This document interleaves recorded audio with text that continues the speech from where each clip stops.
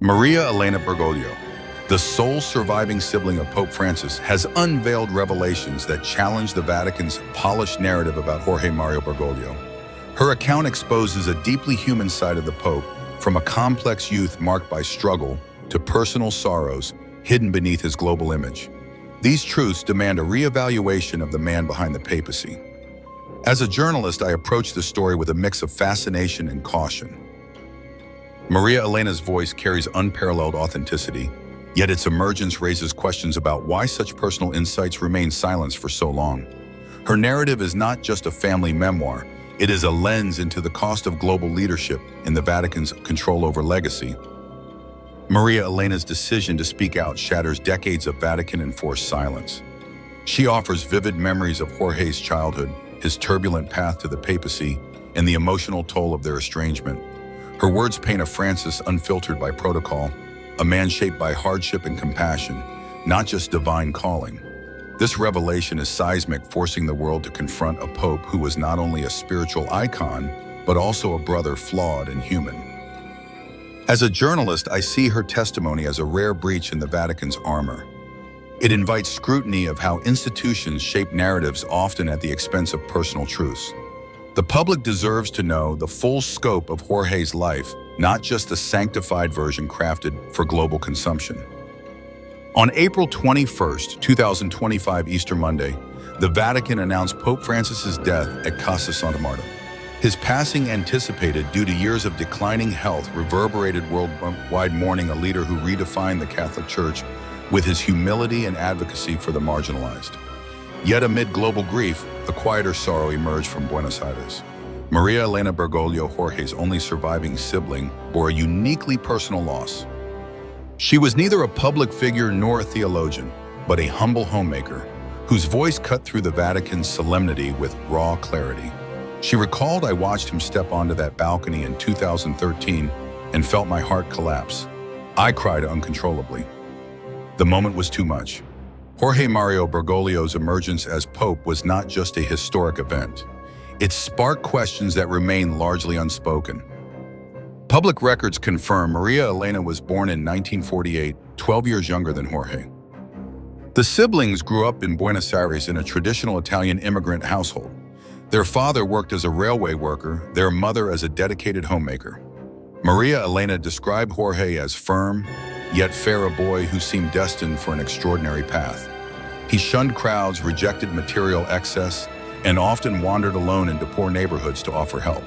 Their early bond was deep, forged through shared family hardships. However, this closeness began to wane when Jorge joined the Jesuit order and swiftly ascended its ranks. By age 36, he was provincial superior of the Jesuits in Argentina, a role laden with complexity during the nation's military dictatorship from 1976 to 1983. As a journalist, I find this divergence revealing. Jorge's choice of a rigorous, solitary path reflects a commitment to service, but it also hints at a personality comfortable with isolation. Maria Elena's steadfast loyalty, despite their growing distance, underscores the strength of family ties even under strain. Jorge's deepening ties to conservative religious circles raised concerns within the family, yet Maria Elena's faith in him never faltered. She stated in a rare interview, "He was not perfect, but he always followed his conscience." When he ascended to the papacy, the divide widened not only across continents, but within the structure of their lives. Vatican protocol severely restricted the presence and visibility of papal relatives, reinforcing their separation. Frail and ailing, Maria Elena spent her final years in a Buenos Aires convent, cared for by nuns fading from public view. When Jorge died, she was too weak to travel to Rome. No final embrace, no farewell at the Vatican, not even her name mentioned it during the ceremony. Journalists questioned why his only surviving sibling was absent, but the Vatican offered no response. Whispers suggest she was encouraged to remain silent to avoid casting any shadow over Jorge's legacy.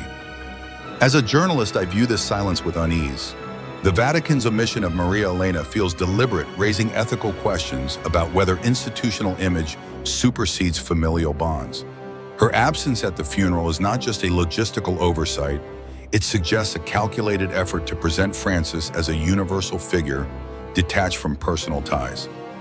Maria Elena's memories often contrasted with the Vatican's narrative, prompting a critical question. Have we truly understood Pope Francis, or have we only seen the version the Vatican wished to project? Her revelations offer a humanized portrait of Jorge, from his childhood joys to his hidden struggles. If her truth resonates, comment with the number 2. If skeptical, comment with the number 5. Jorge Mario Bergoglio stood apart from his predecessors due to his humble origins.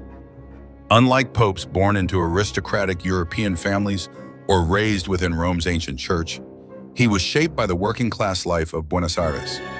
Maria Elena reflected that raw world forged Jorge's soul through struggle and quiet choices, not rituals. As a journalist, I see this upbringing as pivotal. It grounded Jorge in a reality far removed from Vatican opulence, fostering a populism that defined his papacy. Yet it also isolated him from peers who viewed his simplicity as unconventional, if not radical. Born in 1936, the eldest of 5 children in an Italian immigrant family, Jorge supported his family as a teenager with jobs in a chemistry lab and as a bar security guard. He acknowledged in a 2013 interview, "Yes, I was a nightclub bouncer. It taught me how to handle people." This detail, often overlooked, humanizes him, revealing a man who navigated gritty realities before his spiritual calling. In his early 20s, a severe lung condition necessitated surgery to remove part of his lung. After months of recovery, he entered Villa Devoto Seminary, marking the start of his transformative journey. Ordained a Jesuit priest in 1969, Jorge became provincial superior by 1973, a role demanding immense responsibility during Argentina's politically charged years. As a journalist, I find this rapid ascent remarkable but fraught. Jorge's ability to lead at such a young age speaks to his intellect and resolve, but it also placed him in a crucible of moral and political dilemmas, shaping the controversies that followed. The darkest chapter of Jorge's life unfolded during Argentina's military dictatorship from 1976 to 1983. 2 Jesuits, Orlando Iorio and Francisco Jalix, were abducted and tortured by the military. Questions erupted. Why did Jorge not intervene? Did he negotiate with authorities? Some accused him of cowardice or silence for self-preservation, while key witnesses claimed he worked covertly to save lives, possibly rescuing the priests at great personal risk. Maria Elena staunchly defended him, declaring, "We were never fascists. We were terrified like everyone else." Jorge did everything in his power to save people. He sought no power. After his tenure, rumors spread that he caused discord within the Jesuit order, with some labeling him overly rigid, demanding unwavering obedience. The Vatican reassigned him to Germany and teaching roles in Argentina, a subtle exile for challenging the established order. In this quiet period, he deepened his understanding of mercy, simplicity, and the limits of authority in a fractured world. As a journalist, I approach these allegations with skepticism. The dictatorship's complexity makes clear judgments difficult. Jorge's actions, whether heroic or cautious, reflect the impossible choices faced by leaders in oppressive regimes. Maria Elena's defense, while heartfelt, cannot fully resolve the ambiguity, underscoring the need for transparent historical inquiry. In 1992, Jorge was appointed auxiliary bishop of Buenos Aires, later becoming archbishop. His humility drew attention. He rejected luxury cars, cooked his own meals, and regularly visited the sick, particularly AIDS patients who were often stigmatized. When cardinals gathered in 2013 to elect a successor to Benedict XVI, few saw Jorge, then 76, as a frontrunner. Yet amid church scandals and spiritual weariness, they chose him. As he stepped onto St. Peter's balcony, the world fell silent. Maria Elena recalled, "I prayed they would not choose him, not because he lacked merit, but because the burden was too great." Many believe his controversial past equipped him to lead with genuine humility, having faced failure and confronted the church's deepest wounds without claiming perfection. As a journalist, I see his election as a turning point for the Catholic Church. Jorge's outsider status and lived experience brought authenticity to his papacy, but it also invited resistance from traditionalists. His past, marked by both triumphs and accusations, shaped a leader who prioritized action over dogma, yet it left lingering questions about his early decisions. For Maria Elena, Jorge was not a perfect pope, but a man who faltered, rose, and learned to offer grace. A quiet woman in Buenos Aires, living among nuns, tending her garden, and praying daily, she held a unique knowledge memory. Her narrative does not challenge his public image, but grounds the man in the white cassock in human reality, where family retains the right to grieve and speak. In a candid interview, she admitted, "I prayed he would not be chosen, not because he was unworthy, but because the burden is too great." As crowds cheered, the Vatican's Pope of Mercy, Maria Elena, mourned privately, knowing her brother no longer belonged to their family alone. As a journalist, I find her honesty disarming. Her willingness to express sorrow, not pride at Jorge's election, humanizes the papacy's weight. It prompts reflection on the personal toll of public roles, a theme often ignored in narratives of global figures. Maria Elena described Jorge as her closest companion. They faced illness loss and financial hardship together. She recalled him fixing her broken bicycle by hand so they could ride to school side by side. These tender memories, absent from official histories, endured for her. She said, "He was goofy, so kind. People see the Pope. I see the boy who made me laugh when I cried over spilled milk."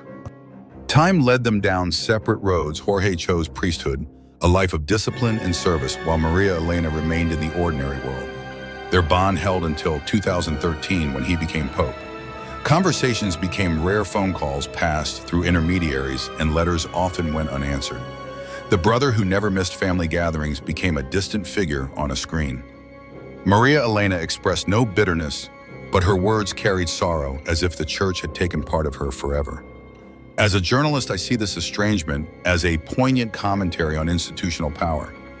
The Vatican's protocols, while practical, severed a familial connection, raising ethical questions about the cost of elevating a man to near mythic status. Maria Elena's quiet grief underscores the human price of such systems. She never questioned Jorge's convictions, understanding his commitment to the poor faced resistance within the Vatican. He visited prisons, welcomed migrants, and rejected papal comforts. Maria Elena recalled him refusing to move into the apostolic palace, saying, "Those walls are too thick. I cannot hear the people in there." When asked if it pained her not to be at his side during historic moments, she offered a wistful smile. "He belongs to the world now, not to me."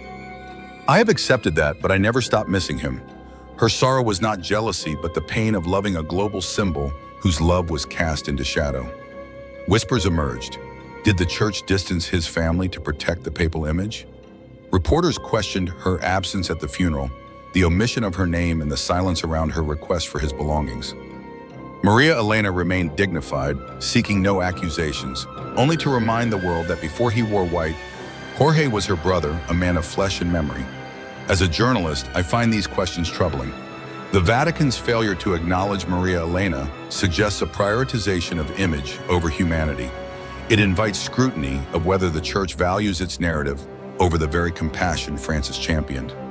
She stated, "I do not care if the world knows me, but the world should know him, who he truly was.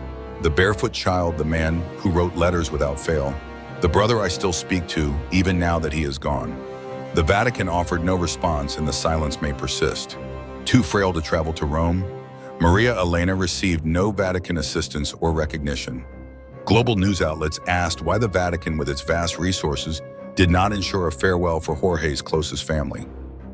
Was it an oversight or a deliberate choice to craft a universal legacy untethered from family? Maria Elena sought no recognition, only to preserve Jorge's unfiltered memory before it faded. Friends shared she cried for 3 days, repeating, "I never got to say goodbye." That hurts me most. Never seeking the spotlight, her pain of missing Jorge's final moments due to circumstance was profound. She once said, "The day he became Pope, we lost him. Jorge ceased to exist. He became Francis, and Francis no longer belonged to us." After his death, her words rang as a painful truth. The papal crown severed family ties. As a journalist, I see her grief as a universal story. The inability to say goodbye resonates with anyone who has lost a loved one to distance or duty. The Vatican's inaction amplifies this tragedy, raising questions about accountability in institutions that claim moral authority. South American reporters noted Maria Elena hoped for a final conversation as Jorge's health declined in April 2025. Vatican sources said access was restricted to medical staff and select cardinals. Could no call or exchange be arranged for his sister, or was it deliberate to ensure Francis left as a transcendent figure unbound by personal ties? Maria Elena showed no bitterness, but her sadness was undeniable. She sought only truth before he was Francis. He was Jorge, her brother, Argentina's son made of heart and flesh. Not seated in the basilica or summoned to speak, Maria Elena carried a soul intertwined with Jorge from his unknown days. She recalled his last words before becoming Pope, hope for a church that belongs to the poor and serves the poor. This became his papacy's cornerstone, not a headline but a reflection of his life, from giving his sandwich to a hungry man to declining a cardinal's front row seat.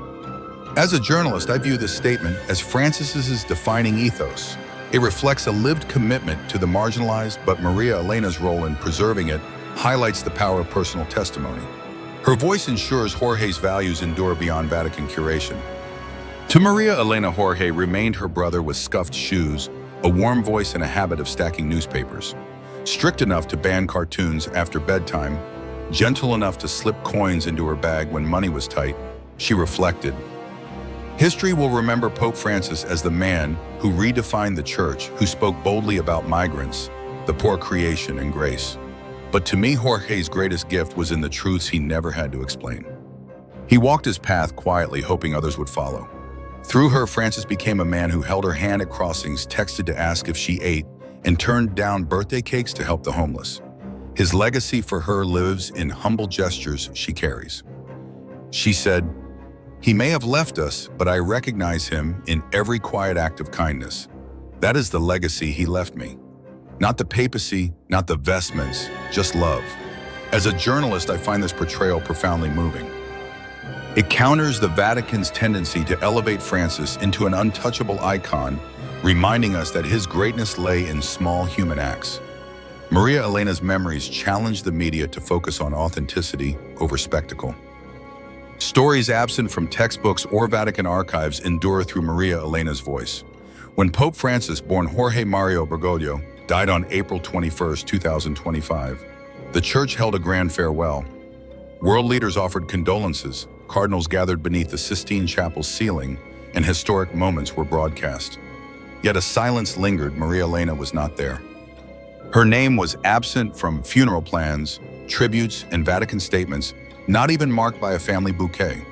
Many wondered, does a pope's family vanish upon his ascent to Peter's throne? Maria Elena broke this silence in personal interviews, speaking as a grieving sister denied a final touch of her brother's hand. She explained, "People think he lived in peace, but Jorge carried sorrow not just for the church, but for his own soul." Silent for years to preserve Vatican reverence, she felt compelled post-death to restore his humanity. As a journalist, I see this silence as a cultural phenomenon. The Vatican's erasure of Maria Elena reflects a broader tendency to sanitize spiritual leaders, stripping them of personal context. Her courage in speaking out challenges this practice, demanding accountability.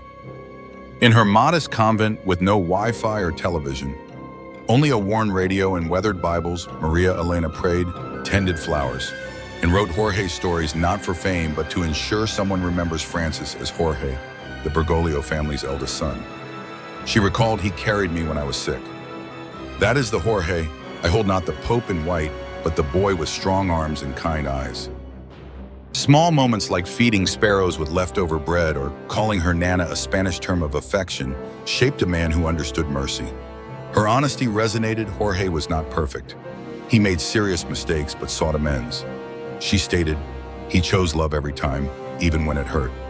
Letters from ordinary people, single mothers, exiled priests, and struggling youths thanked her for humanizing Francis. One read, "You returned him to us. You reminded us he was real." The Vatican offered no response, but public questions grew. Why was his sister absent from his farewell? Did the Vatican fear her truth would unravel their polished image? As a journalist, I view this public response as significant. It signals a demand for transparency, challenging institutions to honor personal narratives alongside official ones. Maria Elena's impact lies in her ability to make Francis relatable, not mythical. Maria Elena sought no blame, only the spark Jorge ignited in her and others. He needed no canonization, just truthful remembrance as a compassionate man. Each evening she lights a candle by her window for Jorge, not the Pope, the brother she lost before the Vatican's gates opened for his final farewell. His story endures in hearts, recognizing him as a brother, not a distant figure. True sainthood perhaps begins not in temples, but in the memories of those who loved him for who he was. As a journalist, I believe Maria Elena's narrative transcends biography. It raises profound questions about legacy, institutional power, and the human cost of leadership. The Vatican's silence risks perpetuating a sanitized image, but Maria Elena's voice ensures Jorge's humanity endures. Her story urges us to question what we accept as truth and to value the personal over the institutional. Share your thoughts in the comments. Please like, share, and subscribe for more thought-provoking stories. Thanks for watching this video. If you like this video, drop a comment below. And please like, share, and subscribe my channel.